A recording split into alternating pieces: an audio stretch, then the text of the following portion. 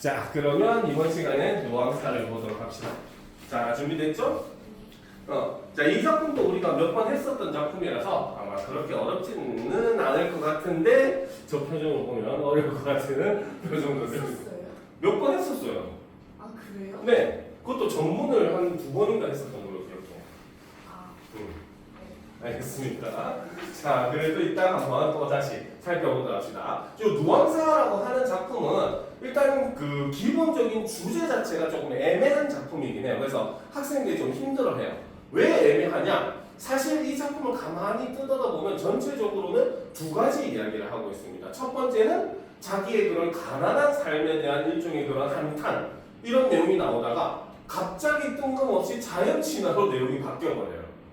알겠습니까? 물론 이 연결 사이에는 비록 가난하지만 내가 자연에서 이런 안빈낙도를 하겠다 이런 개념으로 약간 이해를 할 수가 있는데 사실 이 연결 자체가 좀 매끄럽지도 못하고 그러다 보니까 어떻게 보면 각각이 또 따로 노는 그런 느낌이 들거든요. 그래서 학생들이 좀 많이 어려워해요. 그런데 굳이 어려워할 필요 없이 그 두 개 다 주제로 생각을 하면 됩니다. 그래서 가난한 삶에 대한 생활에 대한 한탄과 그 안빈낙도에 대한 뭐 소망, 뭐 추구 이런 의미로 간단하게 두 개로 나누어서 보면 돼요. 알겠죠? 그래서 그렇게 보면 생각보다는 어렵지 않은 작품입니다. 알겠죠? 자, 그러면 처음부터 보도록 합시다.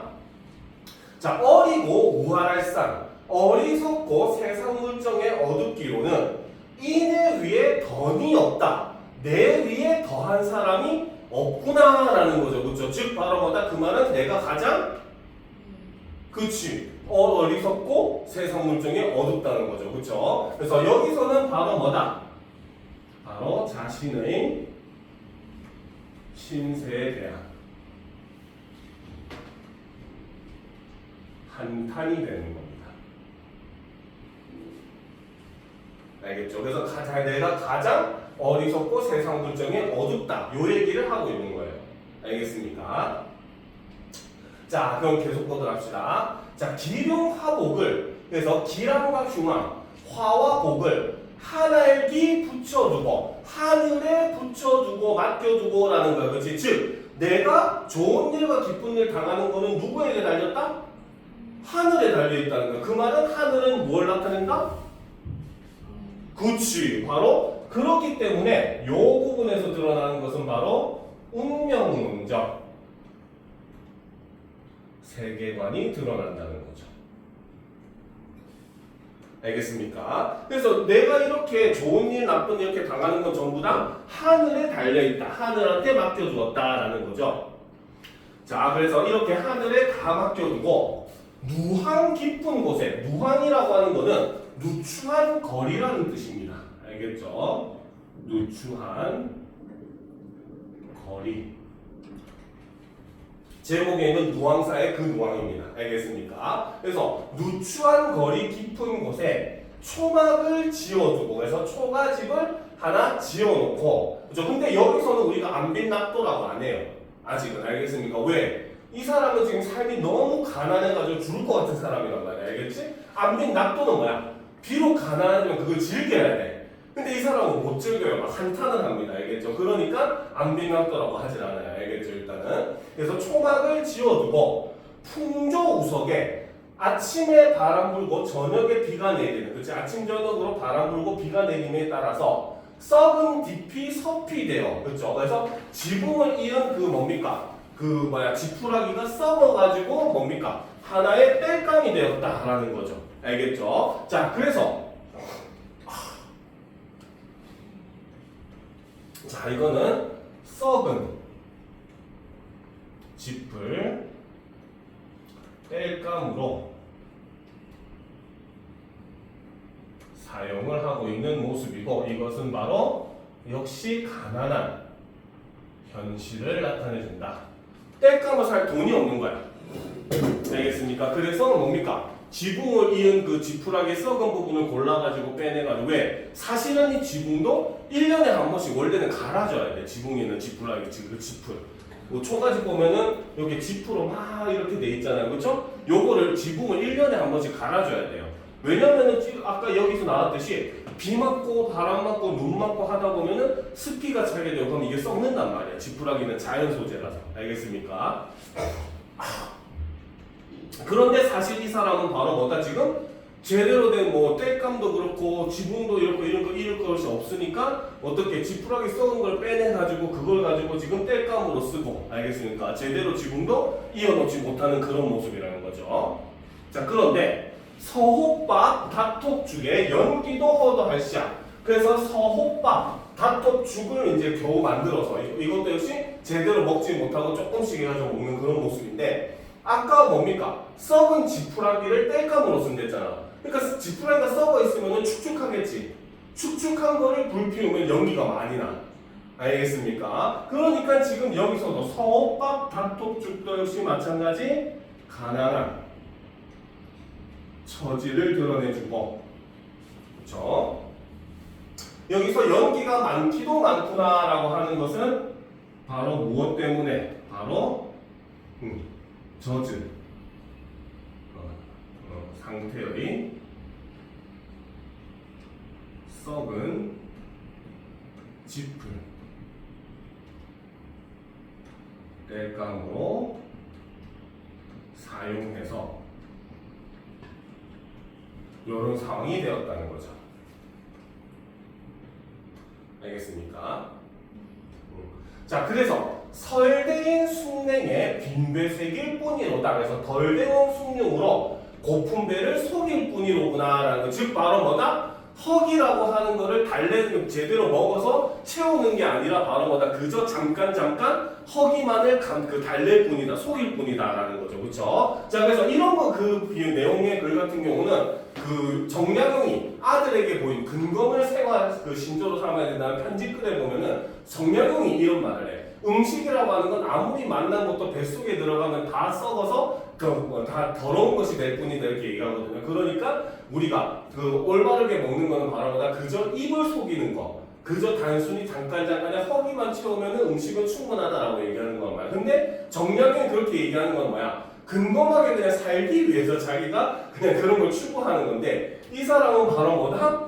어쩔 수 없는 가난한 처지 때문에 이럴 수밖에 없다는 거죠. 알겠습니까? 그래서 그런 것과는 좀 굉장히 밸런스 차이가 있는 거예요. 알겠죠? 그래서 그저 이제 덜 데운 숭늉으로 빈배를 속일 뿐이로구나. 그래서 빈배를 속일 뿐이라고 하는 건 그런 뭐다? 바로 허기만 겨우 달랜다는 거죠.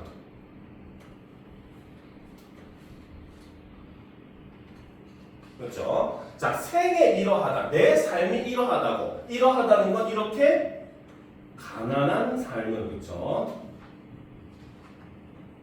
삶이라고 장부 뜻을 옮길 건가? 장부 뜻을 바꾸겠는가? 바꾼다, 안 바꾼다? 그치, 안 바꾼다겠죠. 그래서 옮길 런가? 바로 서리법을 사용을 하고 있습니다. 알겠죠? 안빈 일념을, 그쵸, 가난함 속에서 살겠다는 한 마음을 적을망정 품고 있어. 그래서 다 작게나마 한 마음 한 구석에 그런 마음을 품고 있어서 자 수위로 살려 하니 날조차 저희하다. 그래서 옳은 일을 쫓아서 살려 하니 날이 갈수록 뜻대로 되지 않는다라는 거죠, 그렇죠? 자 여기서 이제 그래서 옳은 뜻을 살려고 하는데 날로조차 저하다라고 하는 것은 바로 뭐다? 자 이것은 바로 가난한 현실로 인해 그쵸? 장부의 뜻대로 살 수 없는 현실을 이렇게 나타내고 있죠.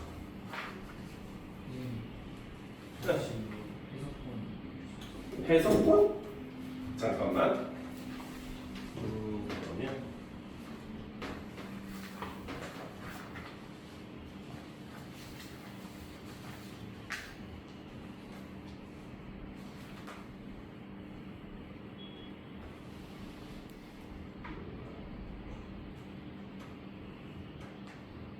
봅시다.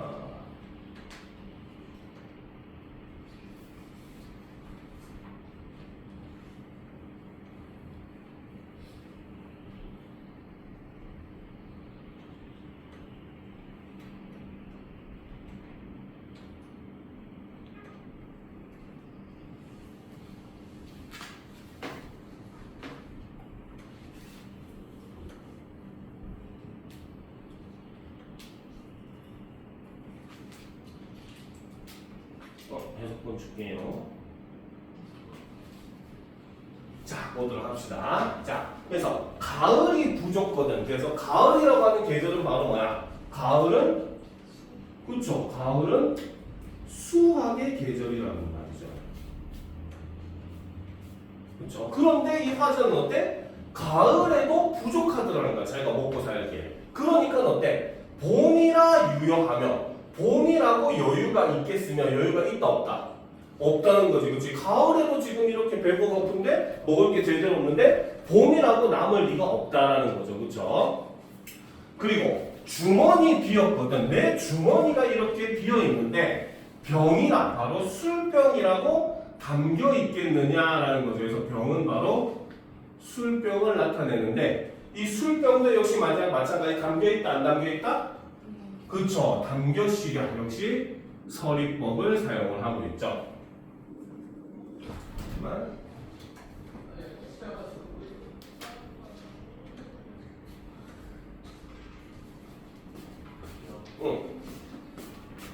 여기 좀 띵은 한데 옆에 해석이 다 나와 있거든요. 여기 보면은 작품별로. 자, 보도록 합시다. 빈곤한 인생이 천지간 나뿐이라. 자, 이거 같은 경우는 학교생마다 해석이 다른데 작년 기준, 그러니까 올해 기준으로 했을 때 한백보 선생님은 이거 정확하게 해석을 했었어요. 알겠죠? 이거 잘못 해석하는 학교 은근히 많아요. 왜냐면 빈곤한 인생이 이렇게 가난한 삶이 하늘과 땅 사이에 나뿐이랴고 해석해서 서리로 해석하는 선생님이 있거든요. 근데 이건 서리법이 아닙니다. 알겠죠? 나뿐이다라는 뜻입니다. 알겠습니까? 그래서 바로 뭐다?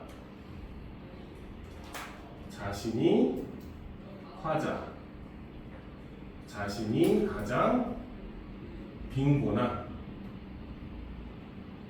삶이다 라는 거죠. 일종의 여기서도 바로 신세 한탄의 그런 모습을 볼 수 있다는 겁니다.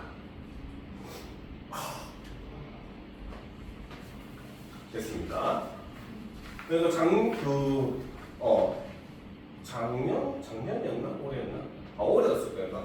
그 한백고에서 가르친 선생님은 요거 그대로 사이다한테도 이거 착각하지 말라고 가르치는 모습을 봤었어요. 알겠죠? 그러니까 요거 해석 조심해야 됩니다.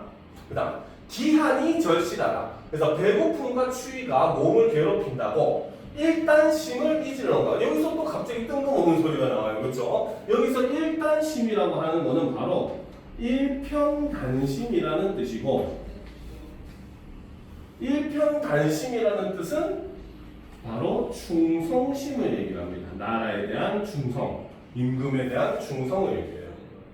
알겠습니까? 지금 가난해서 배고파 죽겠다 하는데 갑자기 또 일편단심을 잊을는가? 잊겠는가? 잊었다 안 잊었다?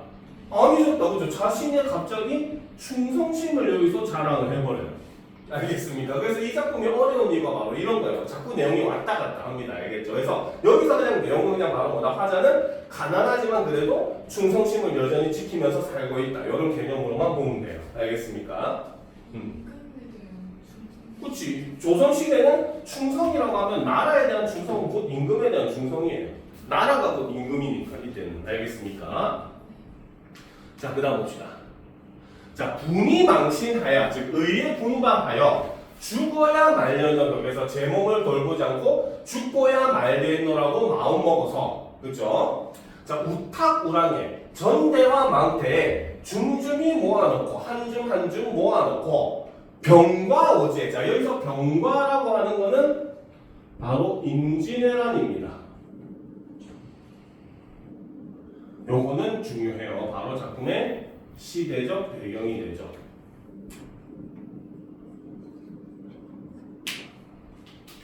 알겠습니까?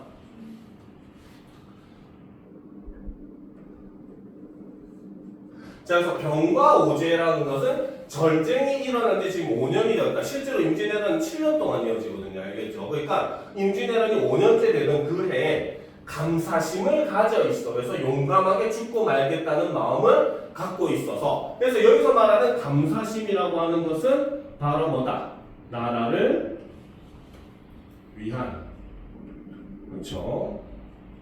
희생 의지를 나타낸다 라는 겁니다. 임진왜란에서 나라를 지키기 위해서 내 목숨조차도 바치겠다 이런 마음을 가졌다는 거죠. 그렇죠? 그래서 가져 있어서 이시서별하여 그래서 주검을 밟고 피를 건너가 몇백 전을 지내는 거죠. 몇백 전쟁을 치렀던가. 그래서 매우 많은 전쟁에 참여했었다라는 거죠. 알겠습니까? 자, 그다음. 자, 일신이 여가있사 일가를 돌아보랴. 그래서 내 몸조차 겨를이 없는데 내 가족, 내 가정을 돌아보겠는가? 돌아볼 수 있더라 없더라? 없더라는 거죠. 그래서 돌아보랴 역시 서리법을 사용을 하고 있죠. 알겠죠? 자, 그런데 이제 또 갑자기 가난한 처지로 이야기가 바뀝니다. 알겠죠? 자, 일로 장수는 그 뭡니까? 늙은 종은 노주분을 잊었거든. 종과 주인의 분수를 잊었는데 이런 거죠. 즉 바로 뭐다? 여기서는 바로 가난한 처지로 인해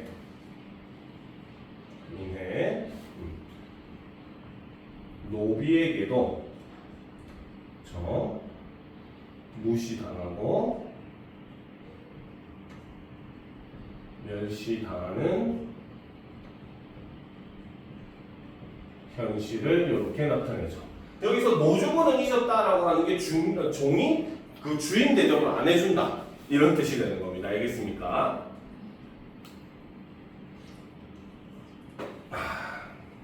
자, 그래서 잊었는데 고역 충급을 봄이 왔다고 어느 사이 생각하리 어느 사이 나에게 알려주겠다고 기대할 수 있겠는가? 기대할 수 있다 없다? 그렇죠. 역시 서리법이죠. 즉 바로 뭐다? 종이 이제는 나를 주인 대접을 안 해주니까 지 일을 안 하는 거야. 그러니까 종이 이제 주인 보고 이제 봄이 왔으니까 우리 밭을 갑시다 이런 얘기도 안 해준다는 거지. 그런 걸 기대할 수가 없더라는 겁니다. 알겠습니까? 자, 계속 봅시다. 자, 경당 문노입니다. 그래서 박가는 일이라는 건 날다려 물론 말이겠어 마땅히 종에게 물어야 한다지만 누구에게 물을 사람이 있다 없다? 그렇지, 물을 사람이 없다는 거죠. 왜? 종이 지금 말을 안 들으니까. 알겠습니까? 자, 군경가색이 내 분인 줄 알리오라. 그래서 몸소 농사를 짓는 것이 내 분수에 맞는 줄을 알겠도다. 그래서 자신의 처지를 지금 받아들이고 있다는 거죠. 수용하는 거죠. 그래서 바로 자신의 현실을 수용하고 인정을 하는 모습이죠.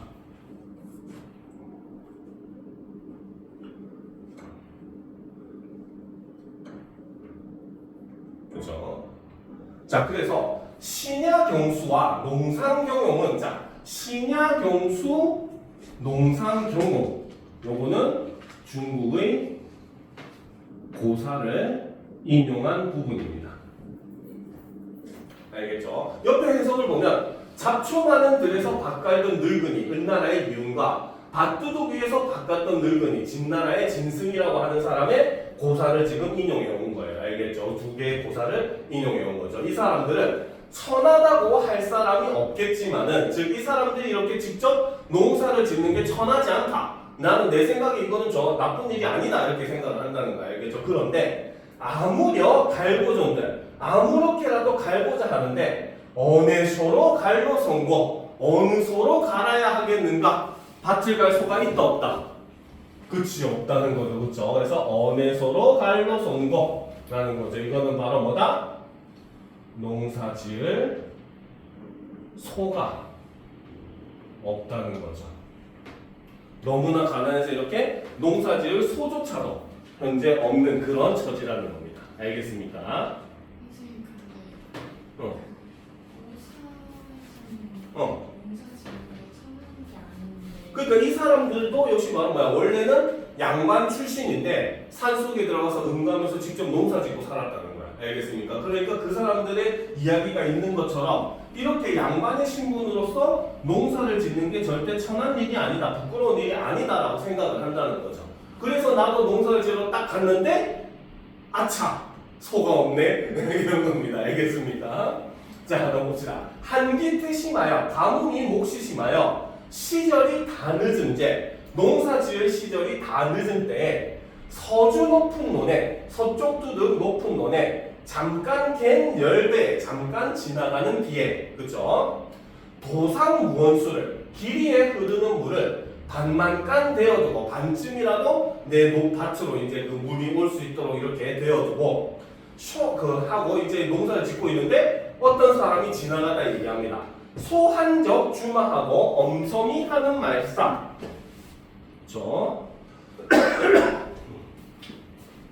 자, 소한적 주마. 이거는 바로 지나가던 행인의 말이죠. 그렇죠? 그래서 이를 통해서 잠깐이나마 화자는 희망을 갖게 됩니다. 알겠죠? 자, 그런데 엉성이 하는 말싸움, 엉성하게 말을 했대.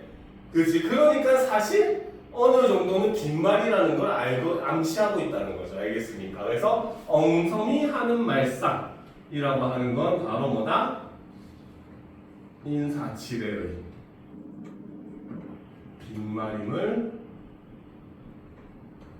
암시한다 라고 볼 수 있다는 거죠. 됐습니까? 그래도 이 사람은 마음에 한 줄기의 희망을 가지고 이제 찾아갑니다. 친절호라 너긴 집, 바로 이 친절하다고 여긴 집이 바로 지나가던 행인의 집이 되겠죠. 그렇죠? 그래서 여긴 집에 달없은 황혼에 달이 없는 이제 저녁에라는 거죠. 자, 바로 시간적 배경이 되죠.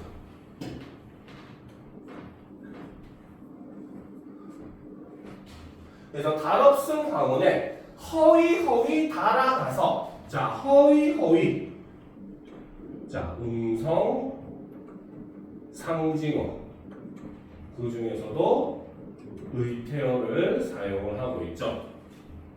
그렇죠? 그래서 허위허위라는 음성 상징어를 사용을 함으로써 바로 뭐다?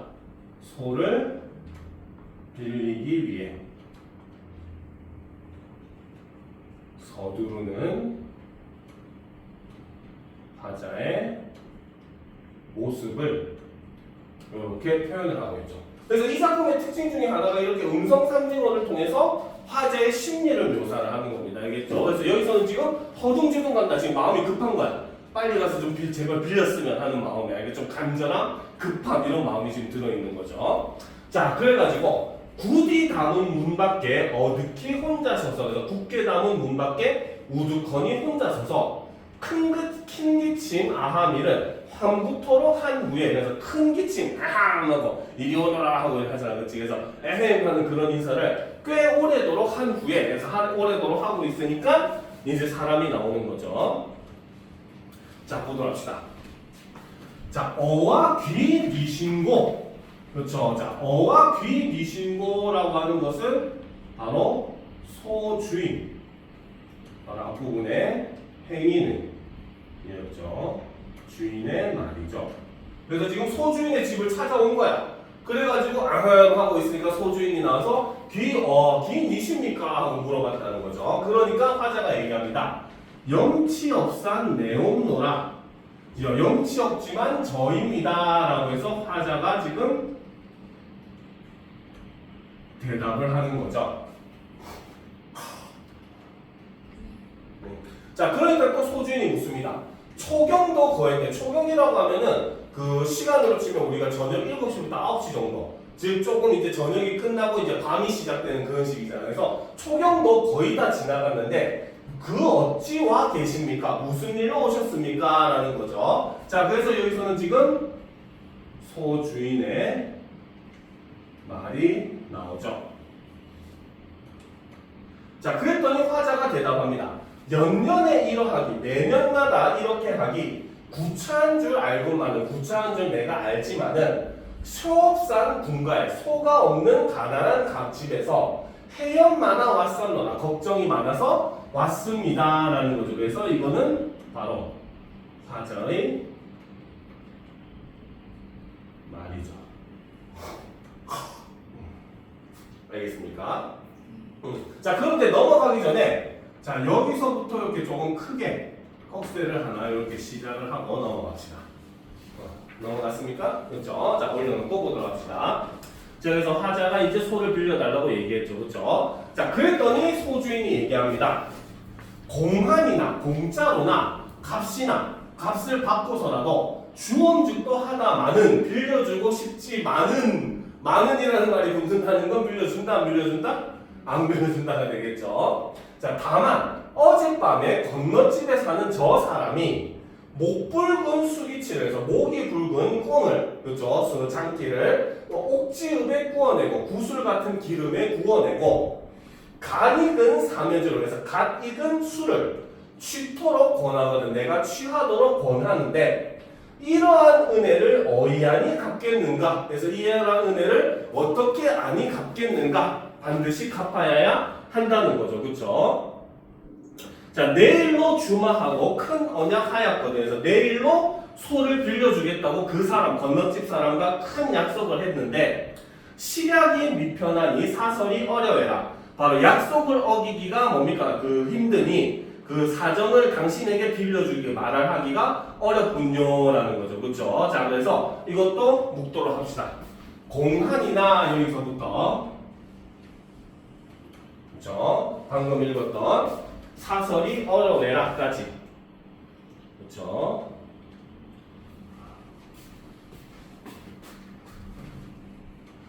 자, 여기까지 사설이 어려워라까지 묶었습니까? 그렇죠? 이것도 역시 소주인의 말이죠. 자, 그런데 이 말을 요약하면은 소를 빌려주겠다, 안 빌려주겠다?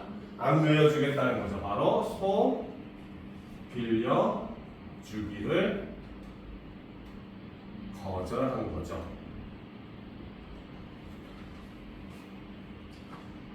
알겠습니까? 자, 그래서 실이 그러하면 설마 어이할 것, 사실이 그렇다면 설마 어쩌겠는가? 어떻게 할 수 있다, 없다? 없다는 거죠. 그렇죠? 자, 그렇기 때문에 여기까지가 바로 이 작품에서 유일하게 바로 대화체 양식을 사용한 부분입니다. 한 줄 정도는 학교마다 차이 날 수 있어요. 알겠습니까? 학교 선생님이 여기까지라고 할 수도 있고 여기까지라고 할 수 있긴 합니다. 알겠죠? 근데 어쨌든 여기까지가 바로 대화체 양식을 사용한 부분이고 여기서는 바로 뭐다? 소주인과 화자의 대화를 인용을 해서 표현을 하더라는 거죠. 알겠죠? 그러니까 좀 더 현실감, 사실성이 더 많이 드러난다는 겁니다. 알겠죠? 자, 그래서 이제 결국 화자는 바로 뭡니까? 소 빌리기를 실패를 하게 되죠. 그렇죠? 자, 보도록 합시다. 자, 헌 먼덕 숙이 쓰고, 그래서 헌 모자를 숙여 쓰고, 축 없은 집신에, 축이 없는 집신에, 즉 이거 많은 저기 뒤차기 다 간 운동화 이런 거 신고 있다고 생각하면 돼요. 다 달아가지고 구멍 난 운동화 이런 것들. 그래서 축 없는 집신에 설피 물러오니, 자, 설피. 자, 역시 이것도 역 마찬가지 음성 상징어 그 중에서도 역시 의퇴어를 사용을 하고 있죠. 그죠? 그래서 이 설피를 통해서 바로 뭐다? 소 빌리기에 실패해 힘없이 돌아오는 모습을 이렇게 표현을 하고 있다는 거죠. 아까 얘기했던 허위, 설피 이렇게 음성 상징어를 사용해서 화제의 심리를 간접적으로 드러낸 거죠. 여기서 드러나는 건 일종의 뭐 허탈감, 그렇죠? 실망감, 슬픔 이런 게 되겠죠. 한탄 이런 게 되겠죠. 그렇죠? 그래서 이렇게 화제의 심리를 음성 상징어를 통해서 보여주고 있습니다. 알겠습니까? 자, 그래서 풍채적은 형용에 내가 이렇게 풍채가 작은 이런 나의 모습에 개즈칠 뿐이로다. 개만이 나를 보고 왕왕하고 짖을 뿐이로구나 라는 거죠. 그죠? 자, 우리 윤혜가 그치? 뭔가 일이 잘 안 돼가지고 슬퍼. 그래서 길을 가고 있는데 개가 빵빵빵 하고 짖고 있어. 그치? 그 소리를 들으니까 기분이 더 어땠겠어? 그치? 그러니까 바로 이 개라고 하는 존재는 바로 뭐다? 화자의 심정을 더 심화시키는 소재입니다.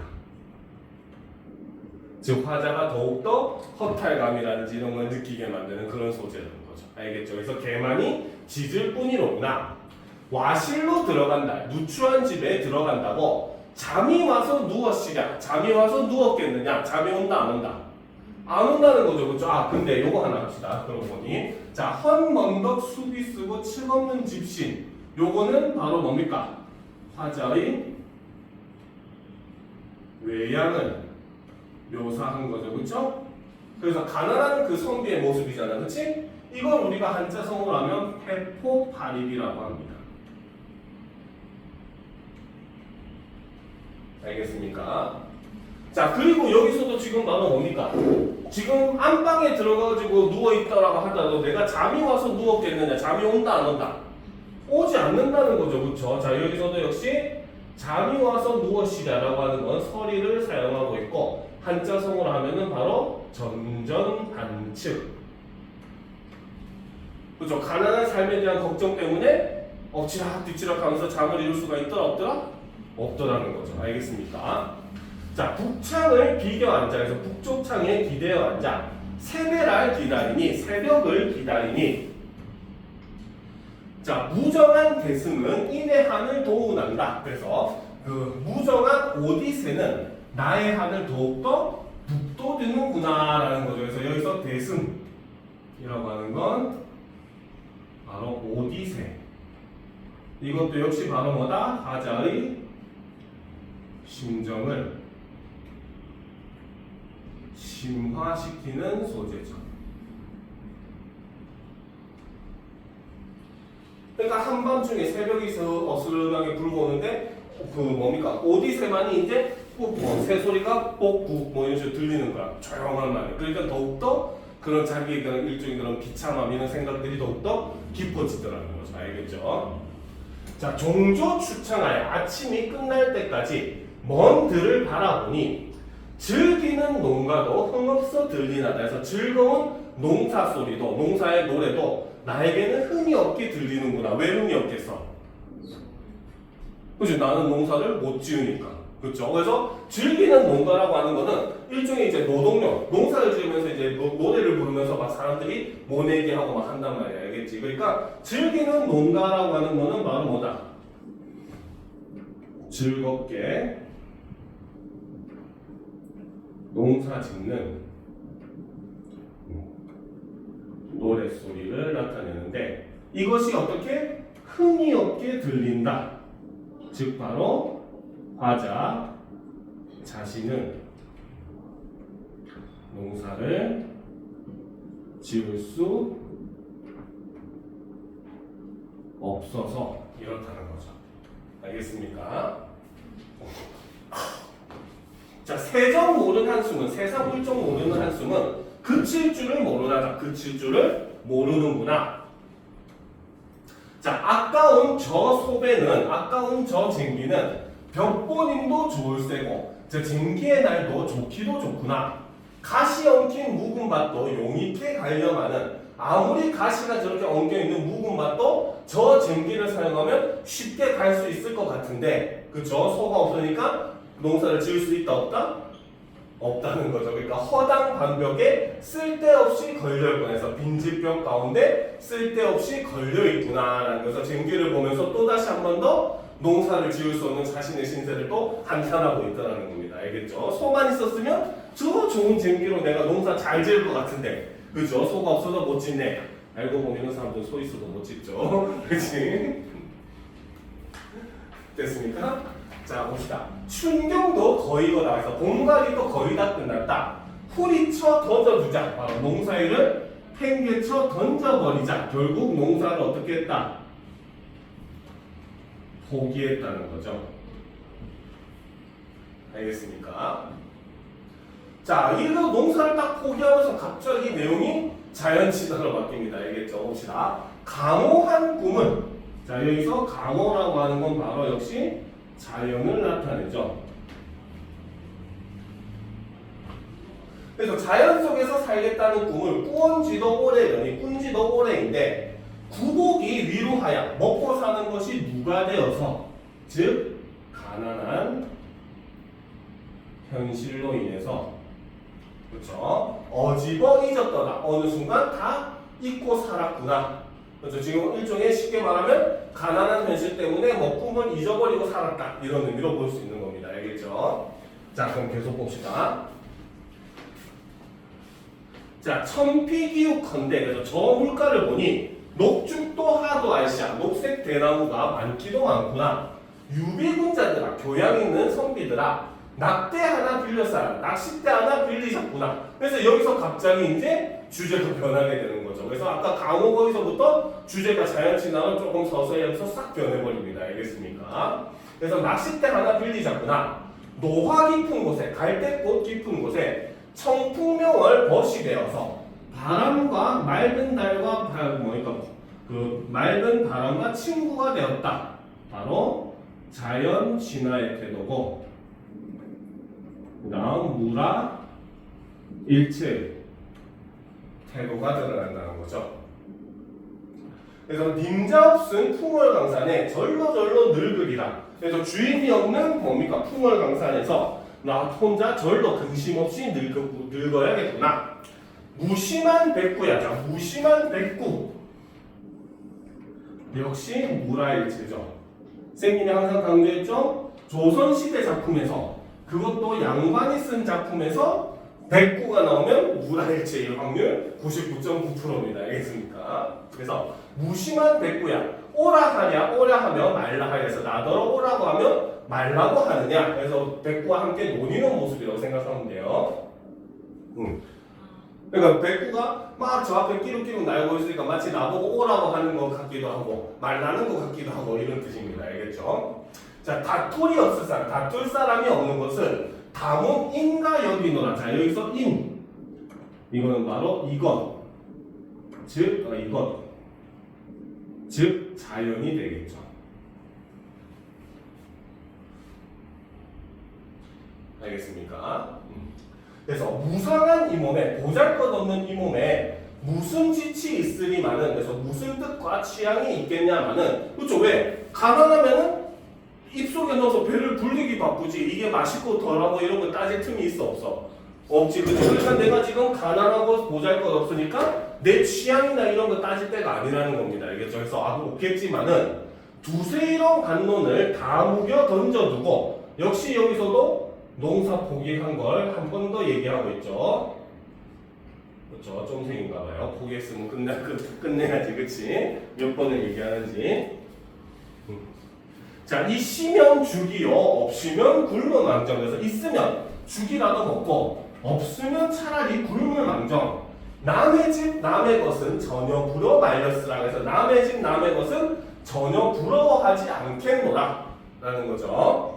자, 내 빈천 스리 여겨 손을 해다 물러나며, 내가 가난한 것이 싫다고 해서 손을 워이 한다고 해서 걔네가 물러가겠으며, 그렇죠? 그다음 남의 부귀 불린 여겨, 남의 그런 부귀로움을 부럽다고 생각해서 손을 치다, 일로와 하는 거 손을 친다고 나에게 다가오겠느냐? 다가온다, 안 다가온다? 안 다가온다는 거죠. 자, 그런데 여기서 중요한 거는 바로 뭐다? 바로 자, 추상적 관념의 구체화가 드러난다는 거죠. 그렇죠? 자, 여기서는 바로 뭐다? 빈천이나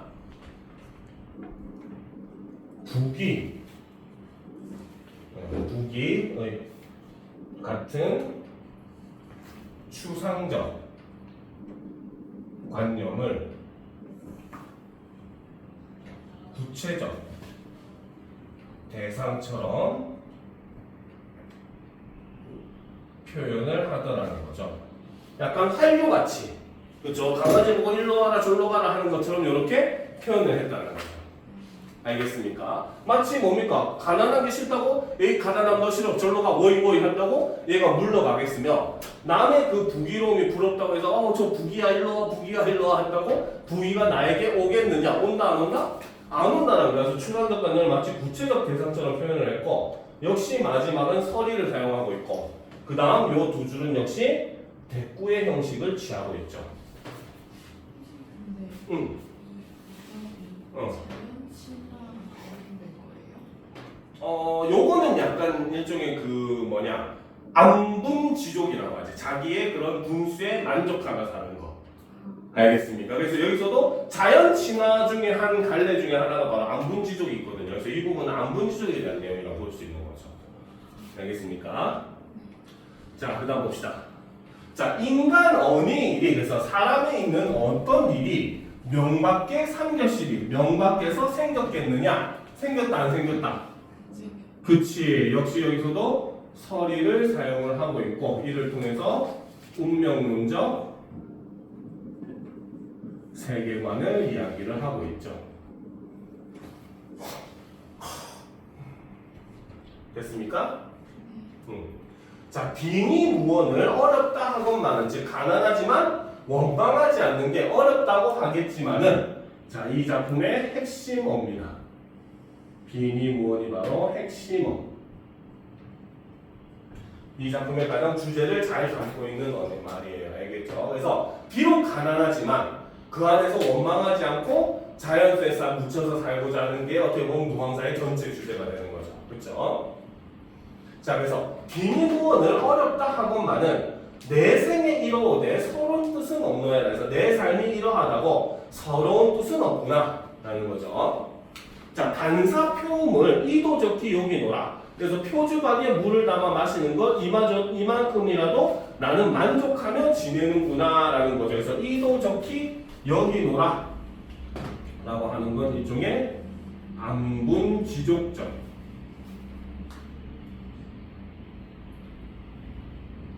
태도가 늘어나는 거죠. 알겠습니까? 자, 평생의 한 뜻이 온포에는 없노야. 그래서 평생에 내가 원한 것이 따뜻하고 배불리 먹는 데서는 없구나라는 거죠. 그렇죠? 그래서 이 온포라고 하는 건 화자가 바라는 거야, 안 바라는 거야? 안 바라는 거죠. 그렇죠? 일종의 바로 부귀, 공명과 같은 일종의 세속적인 것이 되는 거죠. 알겠습니까?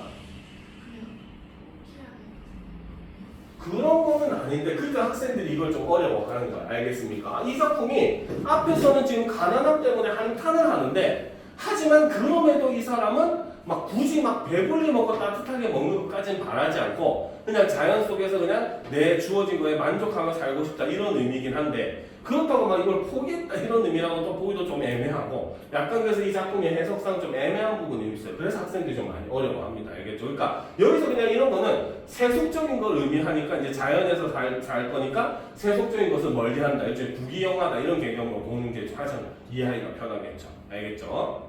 그래서 태평천하의 충효를 이를 삼아, 갑자기 마지막에는 또 충효가 나와요. 그렇죠? 그래서 이 태평천하의 충효라고 하는 것은 바로 유교적 이념 첫 번째죠.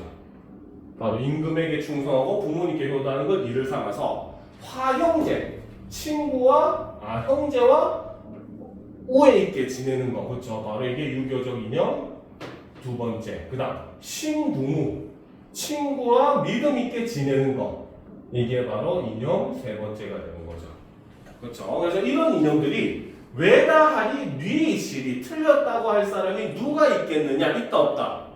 없다는 거죠. 그렇죠? 역시 서리를 사용을 함으로써 요 두 줄은 바로 뭐다? 유교적 덕목을 강조하는 부분입니다. 알겠습니까? 그러니까 이 작품이 자꾸 이렇게 왔다 갔다 하니까 아이들이 힘들어할 수밖에 없어요. 알겠죠?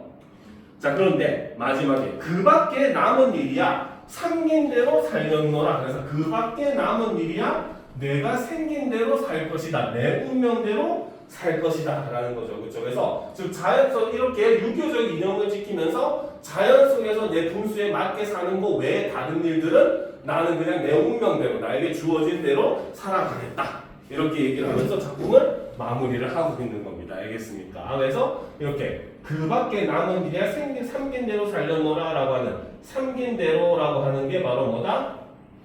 운명에 따르는 삶이라는 거죠. 그래서 이렇게 조선 후기 어떻게 보면 몰락 양반의 모습을 좀 굉장히 자세하게 묘사해준 그런 작품이 바로 이 박인노의 누왕사고, 하지만 그럼에도 화자는 현실에 이제 뭡니까 어느 정도 만족을 하면서 자연 속에서 이제 그런 그 유유자적한 삶을 살고 싶어하는 그러한 화자의 소망을 담고 있는 작품이다라고 함께 이해를 하면은 이해하기가 그렇게 어렵지는 않을 거네요. 알겠죠? 그래서 누앙사는 여기까지 하도록 합시다. 알겠습니까? 그래서 누앙사 관련된 문제도 줄 거니까 문제도 좀 풀어보고 하도록 하고 다음 주에 그러면 황망근이 이렇게 말했다 하면 끝나잖아 완전히. 그렇죠? 그래서 이걸로 마무리하는 걸로 합시다. 알겠죠?